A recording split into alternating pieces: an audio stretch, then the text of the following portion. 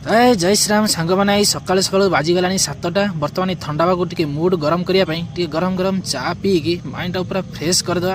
चा पी सारी प्लान है माछपाई कहीं आज संडे तो से माछ वाला खबर दिया सी आसिक पहुँच जाता रूम आगे देखो ये माछ भी से काट आरंभ कर सारा बर्तमान मुझे सस्पेंड थोईदेली पाखे माछ काटिकी दब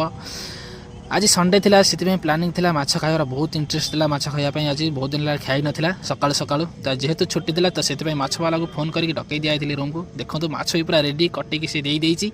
बर्तमान या कम सरला बर्तमान ब्रश कराई ना तो ब्रश जेहेतु करनी तो से सागे सागे ब्रश टाक करदेकी सकाल ब्रेकफास्ट पूरा जमादार मजेदार ब्रेकफास्ट गोटा मोर पूरा रेडी होगी अच्छी देखो माने सेऊ को गजामुग ता भीतर चना बुटर खजुरी अंजीर गोटा अच्छी अंजीर 2 पीस अच्छी एमती गोटे हेल्दी खाଇବା खाई बट गोटे सुस्थ सबल रखिले सीना एत बड़ माछर जो मसला मसली सी पूरा ग्राइंडिंग ठीक से हम पेट भर कहीं मोर बरा गुड़बुड़ हो तो आपण मैंने जब खाई नथिबे ताल डेली डेली माने हेल्दी खाଇବା खातु सकाल सकाल आपन बॉडी को फ्रेश रखु पूरा दिन आपन बढ़िया जीव हेल्थ बनिवो तो तापर माछी माने सॉरी माछी कहि दोची माने माछ को छाणिया पे तेल एडी कड़े गरम कर दोची मु तेल गरम हो गलानी बर्तमान माछ को भी पुड़ पुड़ पुड़ पुड़ पुड़ करके छाणीदेवा ता भितर एठी माने जीरा और गोलमरीच किसी बतुरी रखिली ताकू मिक्स करदेवा ग्राइंडर रे एपटे छड़ा होगी अच्छी अदा रसुण और पियाज ता साथे शुक्ला लंका 2 पीस ताकू भी ग्राइंडर देखो ग्राइंडिंग हो गला ये ग्राइंडिंग सरीकी एपटे कटा होगी थुआई पियाज और एपटे मसला तो रेडी एपटे माछटा भी भजा पूरा रेडी हो सारा देखो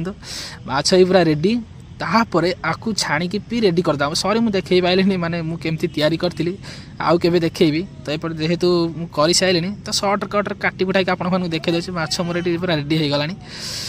तापर मोर मार्केट जाऊ सेलून कहीं बाल देखी पारे मोर दाढ़ी को रेट बढ़ी बाबा पूरा बाबाजी हिमालय फेरिक अच्छी तो बर्तमान सेलून भीतर को एंट्री करुच्ची